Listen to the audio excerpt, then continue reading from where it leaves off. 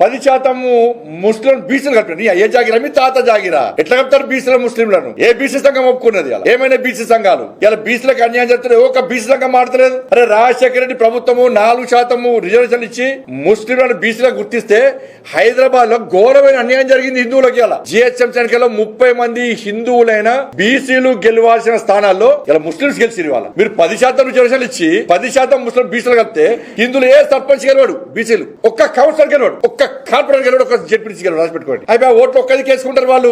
హిందువుల బత్యం తెలంగాణ రాష్ట్రంలో బిచ్చబత్ హిందువులది అడకదిరా మిమ్మల్ని ఏమన్నా ఎంఐ పార్టీ ఒత్తిడికి తలొక్కియాలా? హిందువుల మనోభావాలు దెబ్బతీసి ఏందన్న జాతి, అరే మేము బొట్టు పెట్టుకుంటాం, మాకు గోత్రం ఉంటది, జన్మనామం ఉంటది, జన్మ నక్షత్రం ఉంటది, మేము ముల్దారం కట్టుకుంటాం, మా జాతిది.